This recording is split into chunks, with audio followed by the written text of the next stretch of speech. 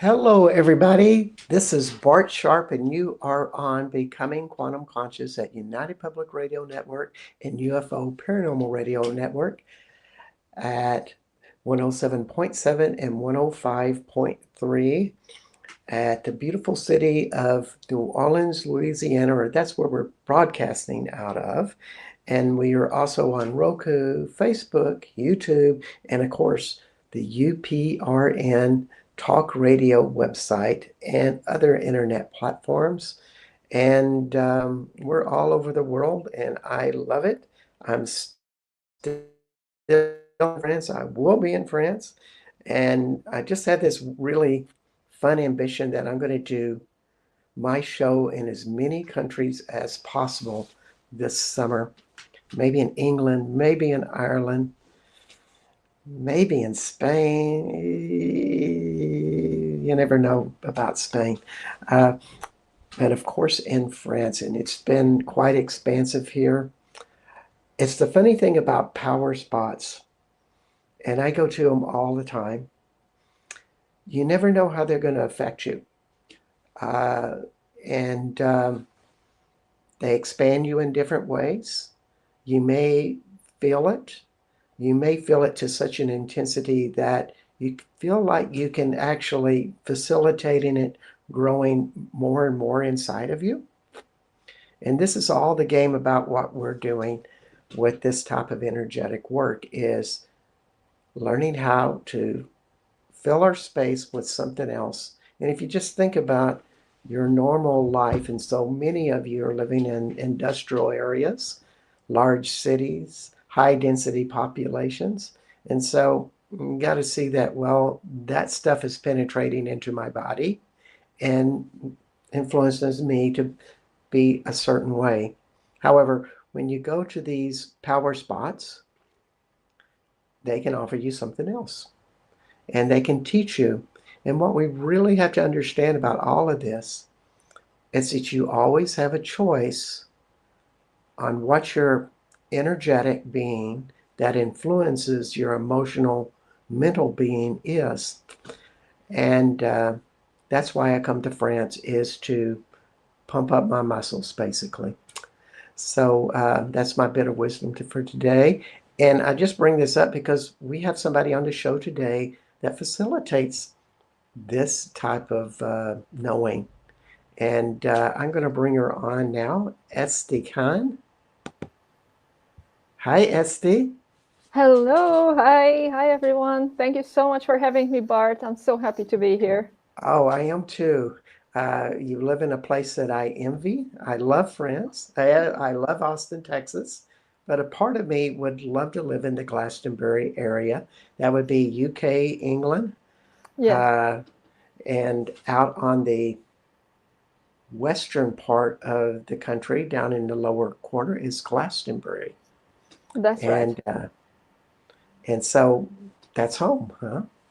Yes, it's the southwest, near Bristol. Bristol is our closest town. There is an airport there, and Glastonbury is about an hour and a half on the bus, and about an hour drive from the Yeah. airport.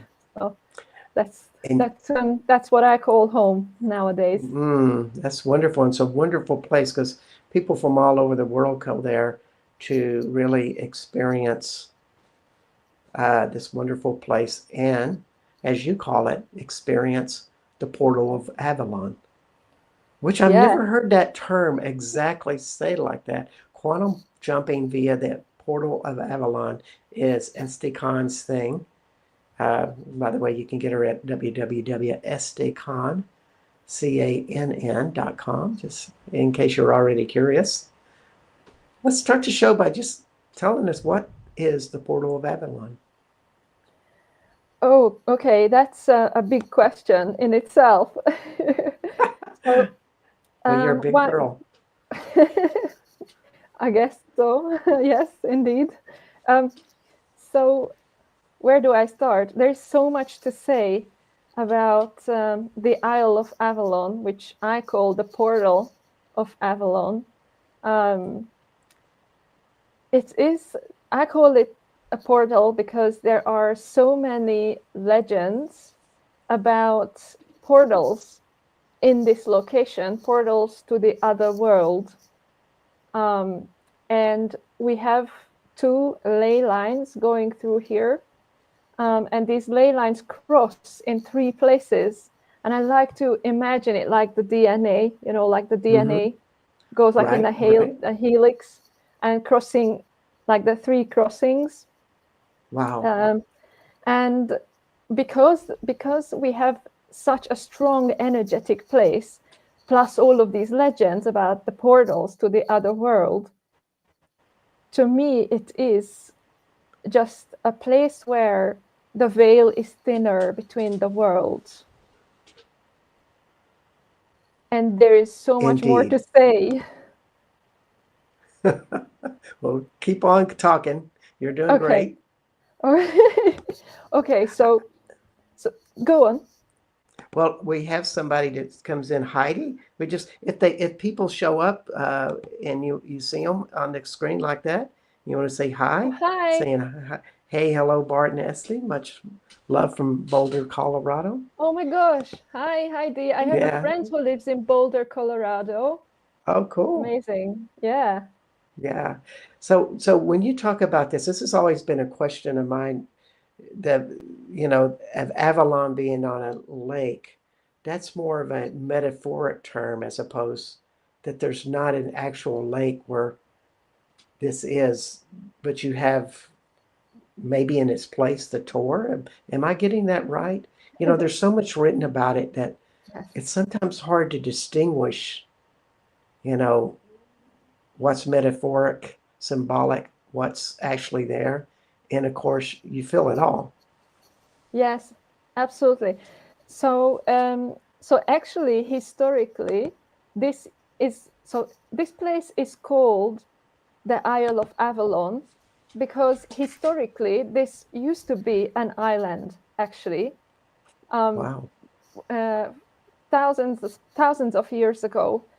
So we have these lowlands surrounding Glastonbury, which we call the Somerset Levels, and all of this area, a huge, vast area, used to be all underwater, which used to make Glastonbury and the Tor, um, the Isle of Avalon, it used to make it a peninsula which was easiest, best reached by boat.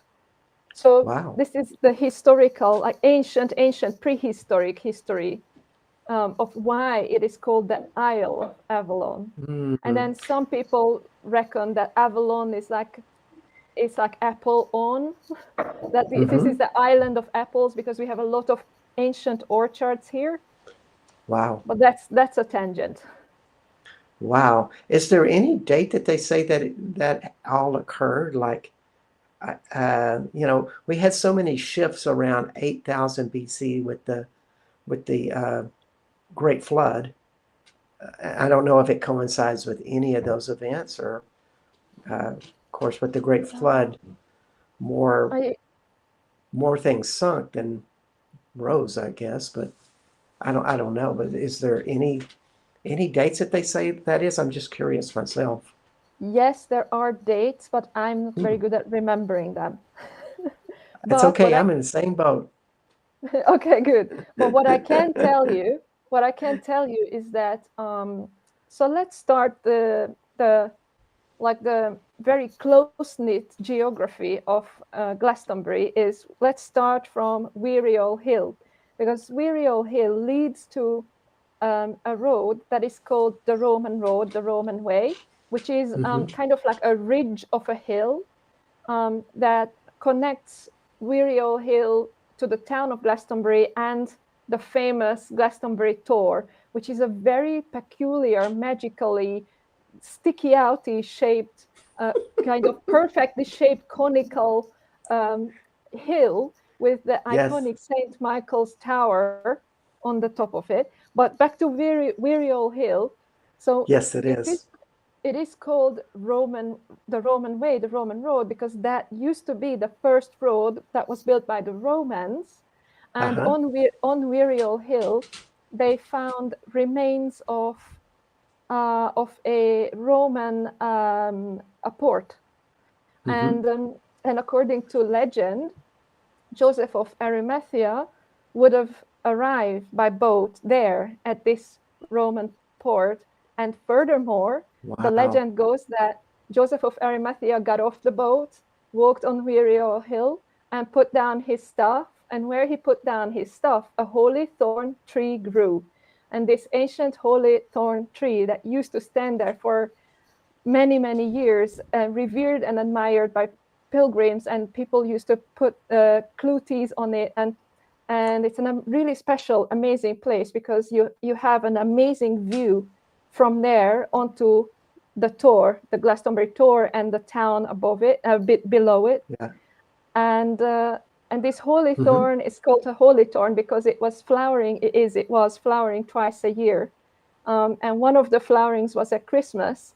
And for the last 400 years, Glastonbury people, would send a twig of the holy thorn tree in flower to the reigning monarch of England. Mm. So that's Mm. the very first part of the Joseph of Arimathea story. There's so many legends about that tree, and of course they've tried to take cuttings off of it and grow it other places, and it's never worked. No, it has. It has. It's not. There Oh, it has been. has. Maybe am I Yeah, wrong? yeah. There has been. Okay. There used to be so okay. So this is. I just realized this literally yesterday, that there used to be a holy thorn tree in the Glastonbury Abbey, the ancient medieval Abbey gardens in the Wow. Abbey grounds, which Wow. was grown from the cuttings of that very holy thorn tree, but it's disappeared. I don't know what they've done with it. I don't know where they put it. I don't know Wow. Wow. why they disappeared it, or Mm. what happened to it. That was very sad. I just realized that yesterday. Mm. But there is various other holy thorn trees around, scattered around Glastonbury, which are from the cuttings of that tree. Okay. I didn't know that. Yes. And Neat. recently they planted a new one as well, by the way, up where the Okay. old one used to Okay. be. So is the tree still healthy now? So no, the tree was unfortunately destroyed in recent years, I think in 2019.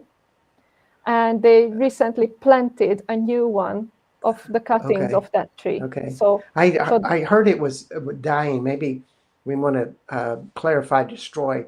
It died of natural causes. Did it? no, No, no, somebody no, destroyed it. yes. Yes, so there Oh was this my. huge thing in 2018, 2019. They wanted to build on the sacred hill of Weary Hill, and the local people really didn't want that. And one of the reasons was because the revered sacred holy thorn tree was there, and Mm, so the local people said no, do not, like they just didn't allow for people to build on there. mm-hmm. And I don't know if it's connected, but like shortly after that, somebody destroyed the tree, like set it on fire. Eventually, they had to Oh cut it my. down. Oh my. Because I'd heard rumors that it was starting the slow decay and decline after 2012. And of course I'm not a local and I'm not around it much. It's just more hearsay that I'd heard.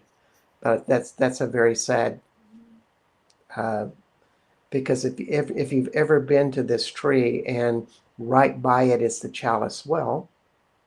Uh, the chalice was a bit further away, but yes, Okay, kind okay, of. then there's another thorn tree there. Okay, Yes, there is one in the chalice well. There is one. That's okay, I'm yes. thinking of a totally different one then. All right, I didn't know that one. No, there is Wow. a holy thorn No, tree in the chalice well. okay, but I didn't know the one that was in your location. That you were talking about Oh, at the in the abbey, at at the Abbey. Okay, but that one was taken away. I don't know what okay, they did all with right. it or why. I understand. So you mentioned something earlier about the ley lines all crossing in very odd shapes, because usually when you think of ley lines, you think of them being very straight and going straight for a very long distance.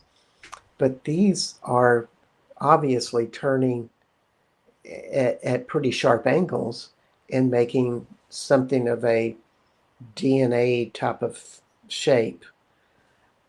Uh, Well, are that's there how a I lot? like to imagine it. Yeah, well, that's a very powerful concept. Um, are there power spots related to those ley lines? Yes, yes, absolutely. So the ley lines cross 3 times, and how we know this is that people who were really interested in dowsing ley lines, they dowsed both of these ley lines. They are called the Mary and the Michael line. So one of them is a masculine Mm-hmm. ley line, and the other one is a feminine one.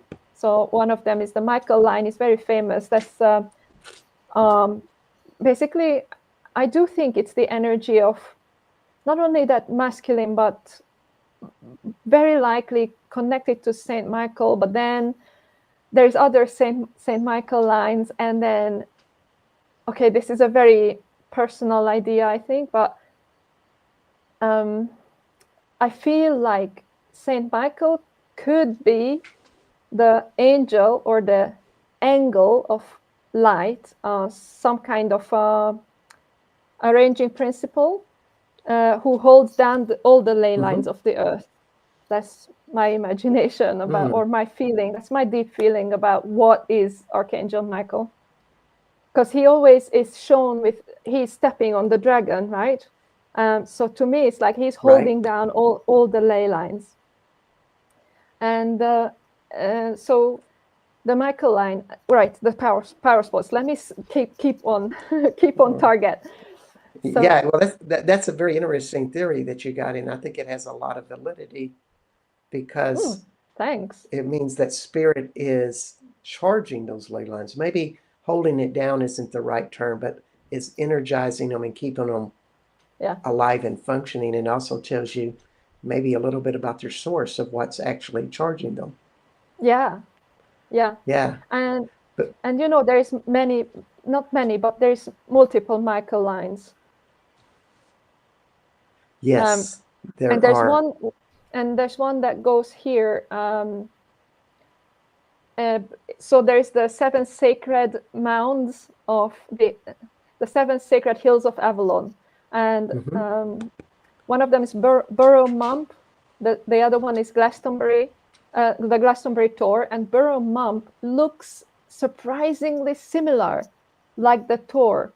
It's like this perfectly conical shaped hill with its own ruined temple or church on top of it. So they look very, very similar, and they belong Wow. to these seven sacred hills of Avalon. And the Michael line goes through, so it's basically the similarity of Burrow Mump and the Tor that alerted ley line hunters to come and douse and see if there's a ley line here and which way does it go and all of that. And so there is Burrow Mump and Glastonbury Tor and St. Michael's Mound down in Cornwall. Um, Hmm. that's a Michael line. Okay, so All then right. just returning to what we were saying is, and then there's another Michael line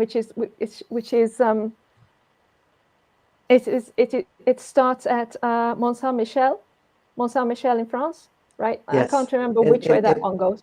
and that is in not Brittany, but Normandy, Yes, on the coastline of France, probably 32 miles or very close to England itself. yeah, Uh, Maybe in the ancient bridge that joined those two countries together. Uh, there it sits, very powerful. yeah. So returning to Glastonbury and the power spots, there are 3 places where the Mary and the Michael lines cross, and first one of them is the Tor, the Glastonbury Tor, and the second one is in the Chaliswell Gardens. So the Chaliswell Gardens is this really serene place. Have you been there? Many times.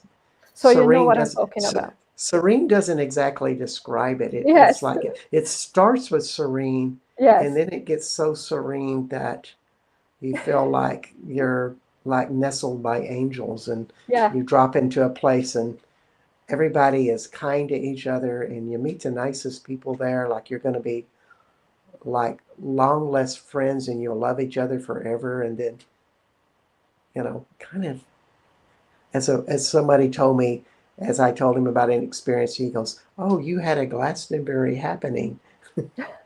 or, or yeah. So, how does it get better than that? I mean, it's a Yes. fabulous place. Yes. Incredible. So, Very, so the very tour, magical.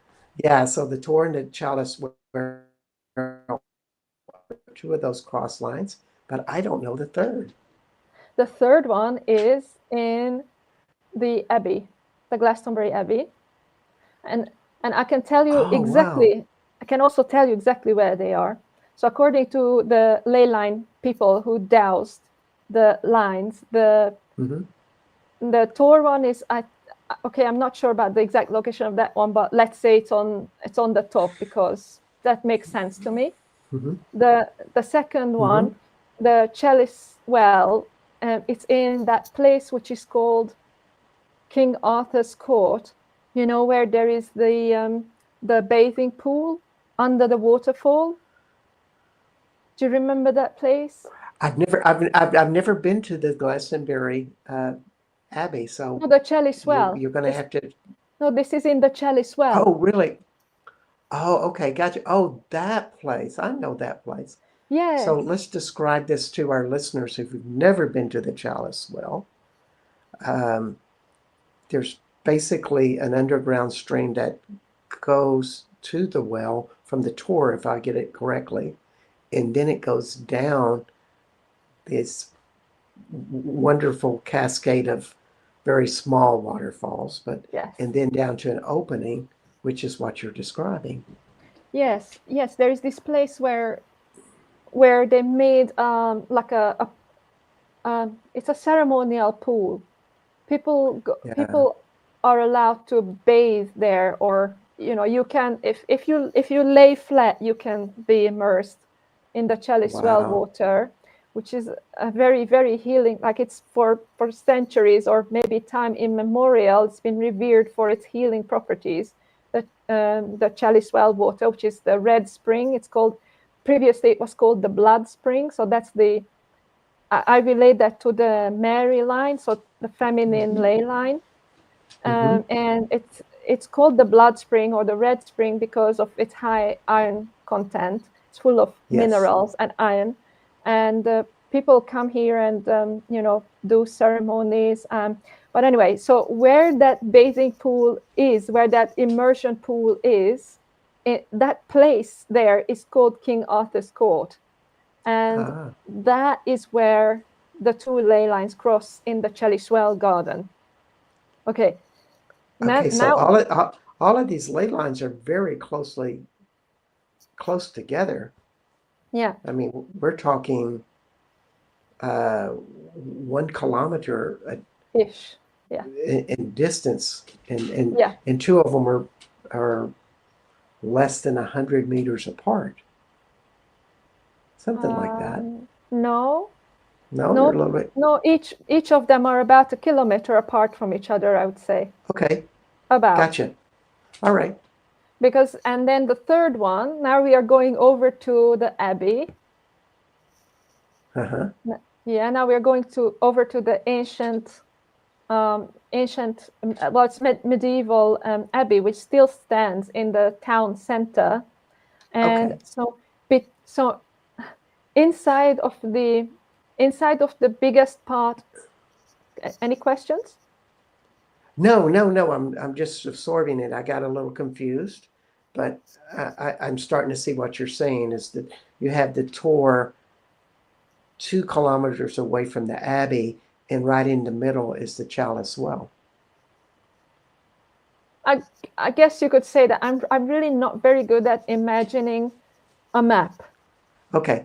But Well, like in my head, as I walk from the Tor to the Chalice Well, that's about a kilometer, and from the Chalice Well to the Abbey, it's about another kilometer to me. okay. But All maybe right. it's Good not enough. like that. Maybe it's much less. I'm not very good.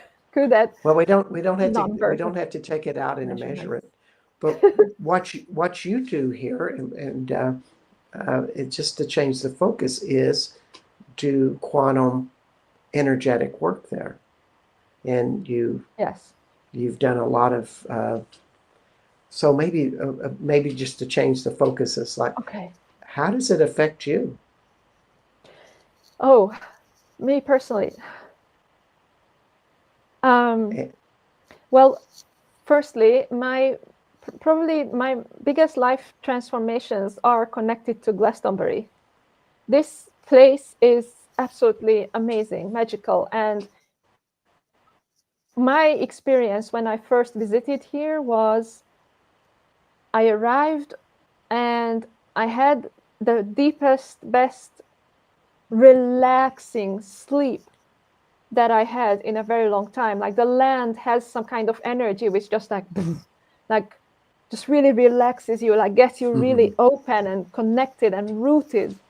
And also there is a very soft feminine energy, very, very soft, beautiful. And it's like when you get to maybe like 5 kilometer periphery of Glastonbury, you start to feel that very soft, loving, feminine energy.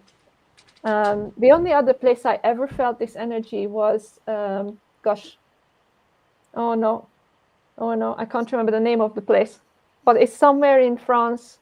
It's a similar mound, a very similar landscape. Um, like because these ancient peoples, our ancient peoples knew what constituted a sacred mound, and most of these sacred mounds, they are a central mound placed placed in the center or situated in the center of a bowl, like mhm. surrounded by other mounds. Anyway, so when you get into that circle, that softness hits you immediately. And the second time I visited was for my, I mean, both times I ever visited was for my spiritual development. And both times have been pretty life changing. And eventually I decided I needed to move here because because it's just so amazing. And then when I moved here, it's like I had an idea of what I was gonna do, but it's like, as they say, the lady of Avalon just reroutes you. She You can come here with your egoic ideas of what you are going to be and do, but then she has that power of, well, you're gonna go the way that your soul wants you to go. Yeah, that's and a good way to describe it. and regarding the quantum jumping, okay, that was amazing. So I did it myself first, and then I did it with a client, Hmm. and both times it's been amazing. And how I used it, the first time I used it on the Lionsgate, the 8/8 Lionsgate gateway. So that's the 8th of August. Um, Yes. and Yeah, let's clarify that for everybody. It is the 8th of August every year that the Lion's Gate occurs, that a consciousness open happens, high energy, and when you're around high energetic places, they even multiply all of that even more so. that's a hypergate. And that is why my retreats are called Hypergate to Destiny. Okay, Because, well, why don't you hold that thought because we're right at okay, mid show, and I wanted to tell everybody that you're listening to Este Cann. That's ESTECANN at www.estecann.com. My name is Bart Sharp, and the show is Becoming Quantum Conscious on United Public Radio Network and UFO Paranormal Radio Network, 107.7 and 103.5, broadcasting out of the beautiful city of New Orleans, Louisiana.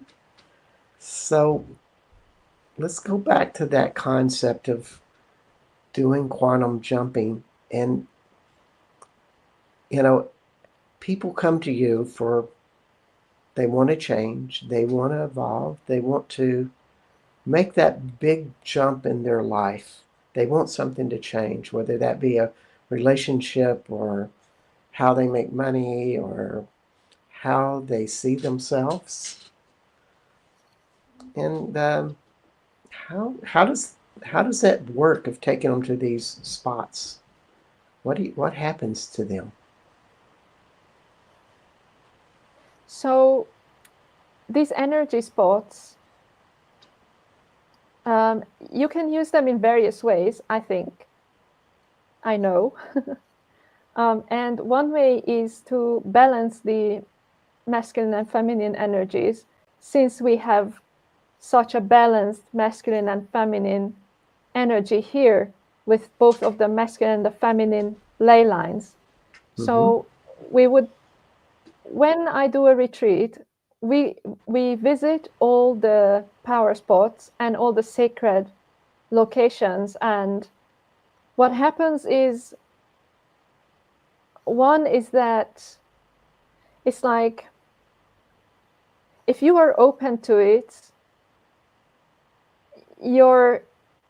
it's like you get a vibrational, like a frequency upgrade from the earth, from Mm. these amazing power spots, from that vibration, that balanced vibration of masculine and feminine. And by the way, the Abbey one is like the solar plexus, masculine and feminine balancing, and the Mm-hmm. chalice well is the heart, masculine and feminine balancing, and the Tor is the third eye or head, masculine and feminine balancing. And when you get this balanced energy in your own system, suddenly you're like, it's your frequency is upgraded and you are attracting differently. You're attracting different things. You might be just suddenly feeling differently about yourself and life. And just to illustrate that, when I did it myself, I decided I'm going to quantum jump. I went and did a ritual in actually the White Spring, of all places, because I could have gone to all these different places, but me, myself, I just went to the White Spring, which we haven't really talked about. It's such an amazing place, right? Because there Mm-hmm. we have Wellhouse Lane, which comes down from the Tor, down the hill from the Tor. And on two sides of Wellhouse Lane, there's two hills. One is the Tor, the other is Chalice Hill. From Chalice Hill comes out the Red Spring. And Okay. from the other side, from the Tor, comes out the White Spring. So And what happened to you there? right, well, I went there, I sat in stillness and just allowed the intention to emerge. And the intention was, I'm jumping into my highest timeline. That was the intention. I'm jumping into my highest timeline. I had some ideas about it, what it Yeah, was, but I didn't know how I was going to do it. I've never heard that concept, highest timeline. Uh, so can you help me clarify that about what that is? So what I mean when I say highest timeline is the currently possible highest expression of your soul embodied in this physical vessel, like the highest possible amount of your soul fire energy embodied in this Mm-hmm. vessel, and living like, yeah, so You're thinking very big. it's self-actualization. It is Yeah. self-actualization. Yes, very big, very, very big. Yeah, yeah. So let's just say that somebody does that.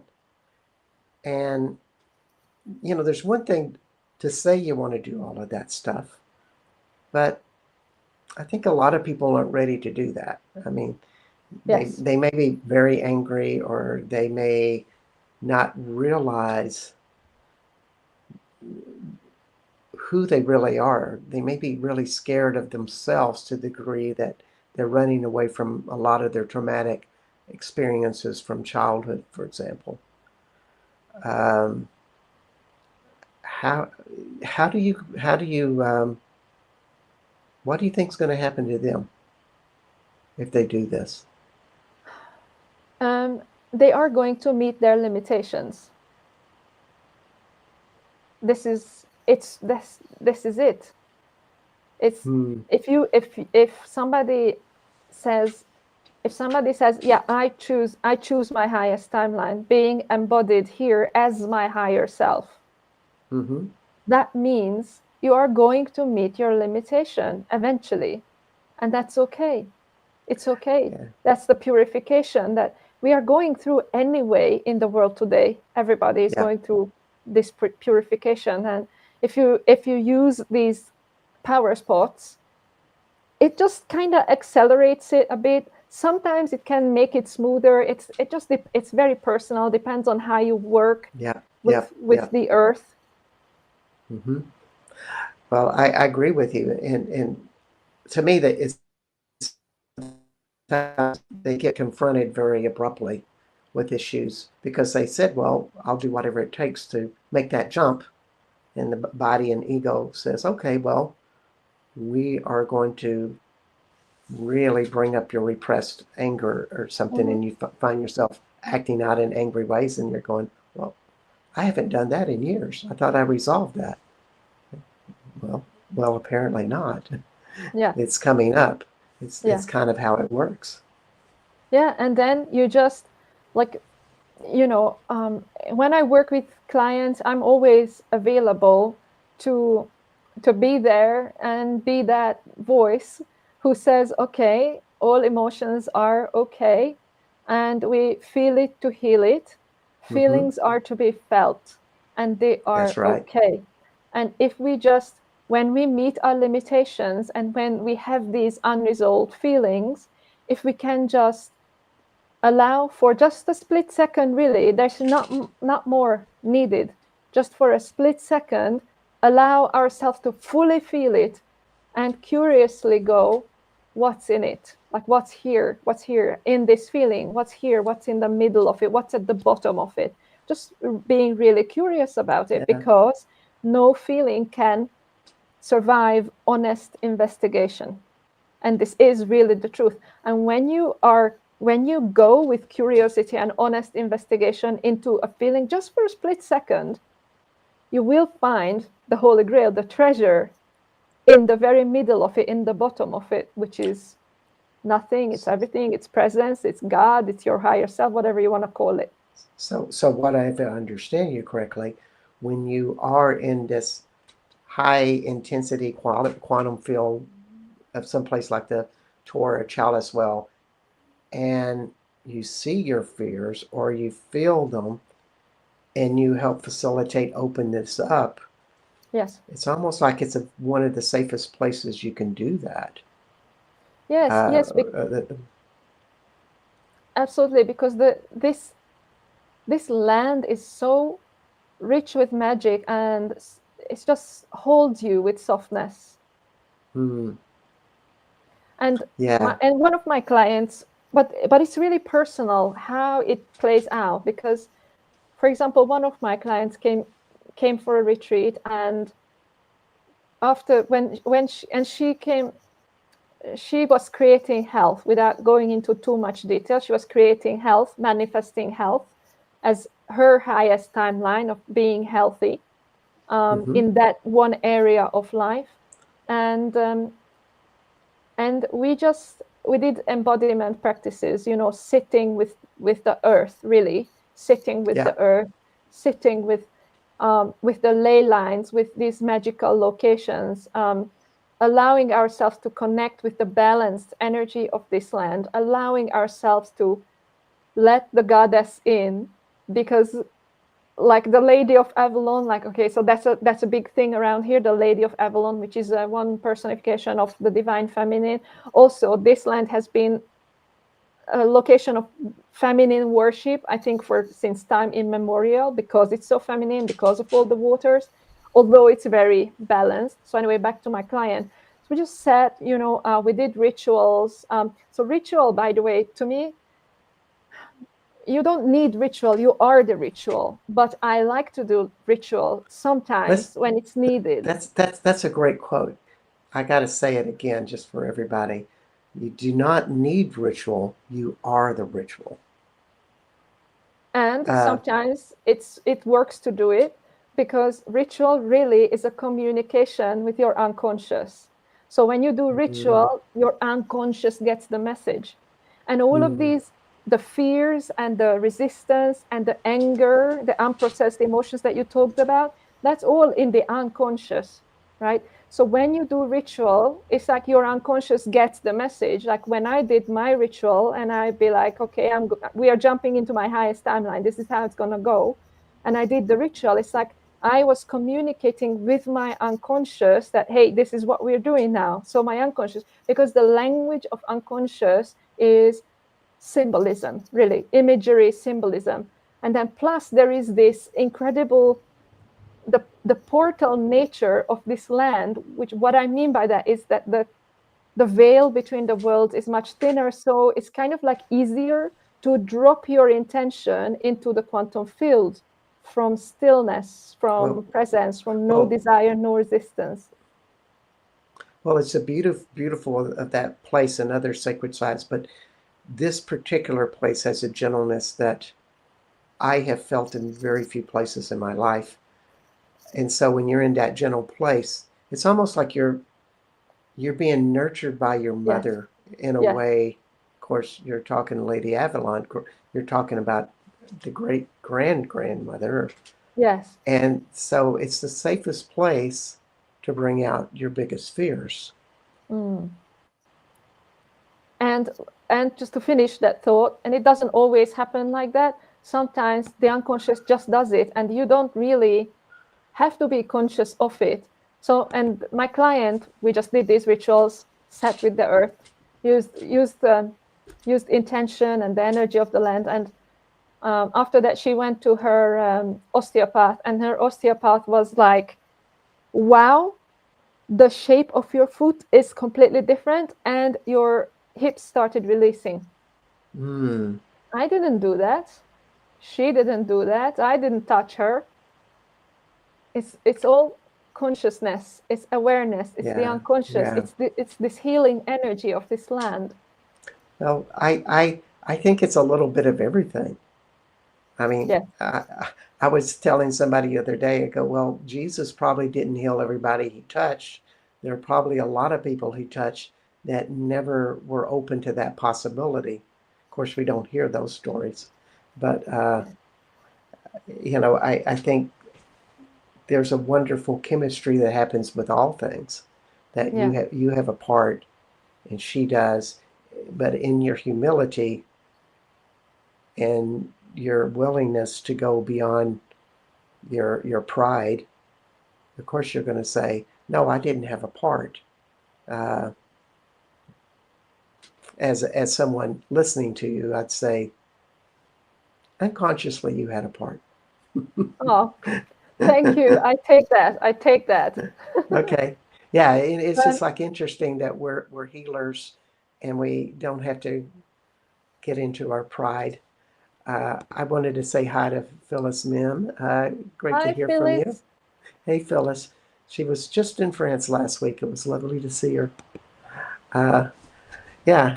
So it's always interesting that we bring up this stuff uh, and we work with these fields.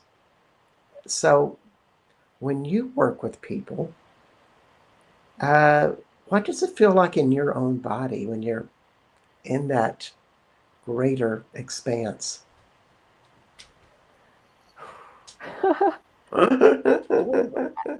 That is kind of beyond words. I'm just now wondering, how would I describe that? How would I describe that? It feels like an expansion, really. It feels Mhm. like I'm not locally here. It feels like I'm expanded, like much bigger, and it feels like, especially by the way, especially when I work with the ley lines, it's like I think you can astral travel on the ley lines. Mhm. I think you Wow. can.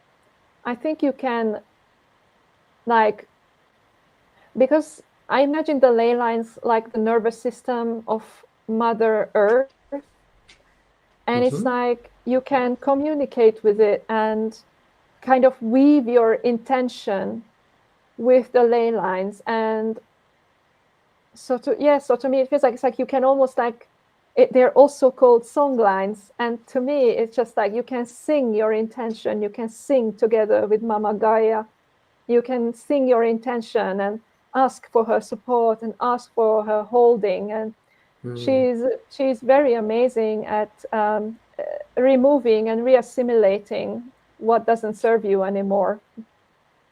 From what I understand what you're saying, I want to just see if this is included.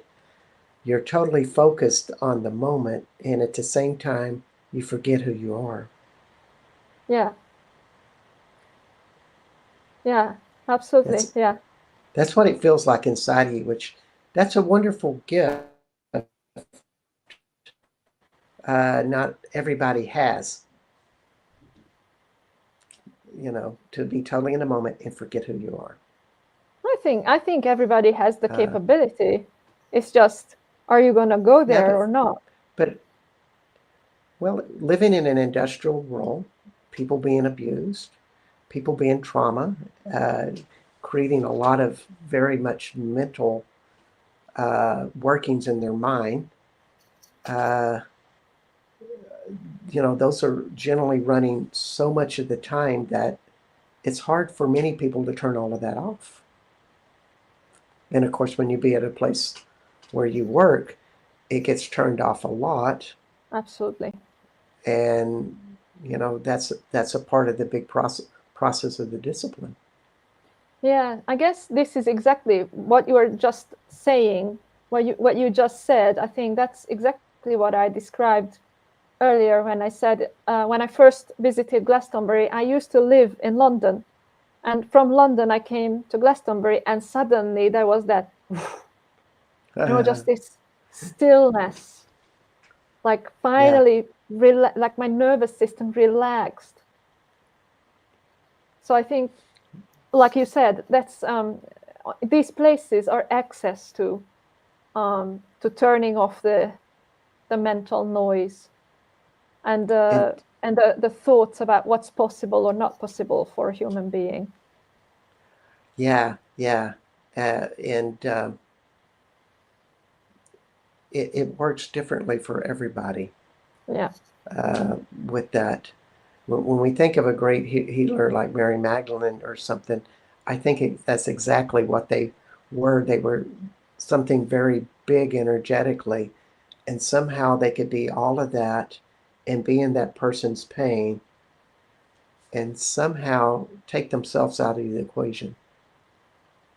And something happens. They don't know what's going to happen, but something happens. Yeah, I call this, you don't do it, I don't do it, the superconscious does it. Or if you want to call it your higher self or divine intelligence or the natural laws of existence, whatever you want to call it.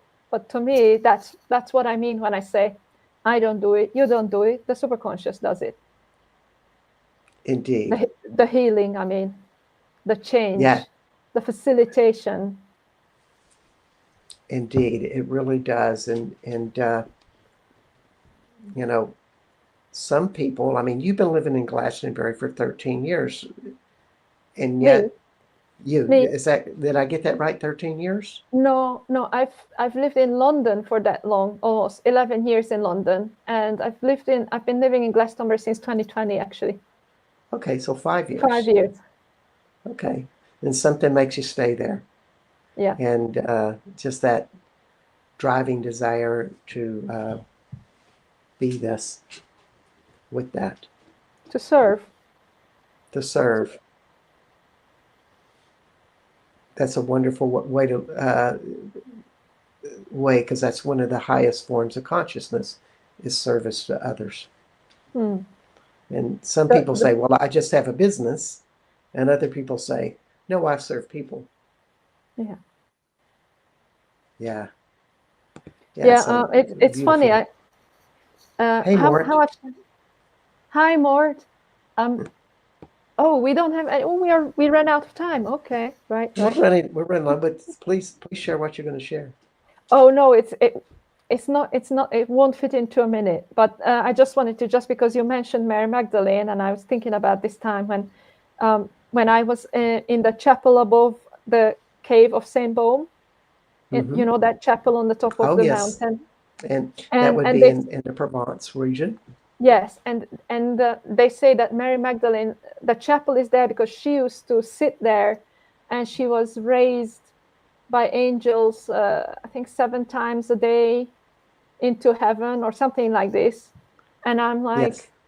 I'm like, yeah, like that's a power spot. That is a power spot. And she would sit on that power spot. And basically, I think what she was doing is raising her Kundalini, and the mother inside the body, the mother meets the father, and they come back down together, and they go back up together, and that's one cycle. And she did that 7 times a day, which is Yeah. crazy. That's crazy. Her body was able to hold so much of the electric fire of creator that, like, it takes a very high level initiate to actually achieve that. And that is why the Well, to healing, right, give you a little, that's why you're staying at Glastonbury, because you want to expand all of this. And I'll give you a little secret on how to do that. Is you want to make your energetic body as big as possible, everybody. When you get into these power places, just get big and keep expanding and kind of forget who you are, as we've mentioned earlier. yeah. And if I can add, sorry, Yes. if I can add a little bit to what you said, is let your mind run itself empty. From from That's it. experience, people start thinking, I think at first, but then eventually you can just Uh-huh. let it just runs itself out, and then you're there Indeed. in Good advice presence. for us all. Yeah. That's a unique skill and talent that um, that we all envy to have. So we're coming down to the end of the show. Um, tell us what you're doing these days. What new projects are you doing? What would you like to share with everybody about? So these days, I'm running a manifestation membership, which is an online membership. We meet every Monday, and it's purely about working with your conscious, your unconscious, and your superconscious, and it is largely about self-realization and self-actualization. Um, and the other things I do is I host retreats. There is going to be what I'm really excited about now, currently, is I'm hosting a Hypergate to Destiny retreat in Nicaragua in December this year, from the 6th till the 13th, on sacred land in a conservancy, which is also a 7-layer organic food forest under the jungle canopy next to a beach. It's going to be amazing. Um, Mm, and and the next Hypergate to Destiny here in Glastonbury will be in 2026, probably in the autumn. I don't have the sign up for that yet, but watch mm-hmm. out if you're interested to experience this with me here in Glastonbury, coming up in 2026. And another thing I'm really, really excited about is I am planning to host Mary Magdalene and the Dragon retreat, a pilgrimage, more than a retreat. It's more like a pilgrimage in the south of France, in Provence, in the spring of 2026. Wonderful. And also they can contact you to work with you in Glastonbury if they're so desired. Yes, And you can absolutely. and of course you can find all of this information at www.estecann.com, and that's ESTECANN. So Except, except for the retreat in Nicaragua is at thegrandmango.com Hypergate to Destiny. If you just put into okay. the search Okay. thegrandmango.com Hypergate to Destiny, you'll find my retreat there. Okay. Well, Thank good to you. know. And they can also just contact you. Hey, Contact me. Danny. Yeah, just Yeah. contact me. So we end the show with just a little bit word of wisdom. We got about 2 minutes left. So I want you to think about what wisdom would you give everybody? A parting thought of wisdom. You'll have 1 minute. And while you think about that, I'm going to tell everybody that you are on Becoming Quantum Conscious. We've been talking with Este Cann at estecann.com. My name is Bart Sharp, and you are on United Public Radio Network and UFO Paranormal Radio Network at 107.7 and 103.5. And next week we will have Penny Loftus, sound activationist of magnitude. I can honestly say that because I know her. I've experienced her work, and there's no one like her. So I'm looking forward to having that visit with Penny. So, Esther, what parting wisdom you want to give to everybody? Number one is you deserve all the love in the universe. And just know that and take that with you and play with this thought. I deserve all the love in the universe, because you do. You do, just by existing, just by being. And if you want to awaken, like in 2 seconds, and be self-realized, just ask yourself, where does I arise from? And then do not even raise a thought. Just ask, where does I arise from? Close your eyes, say I in your mind, and just follow it back to the source. And this is it. This you are self-realized now. If you are able to do this, even for a split second, you're self-realized.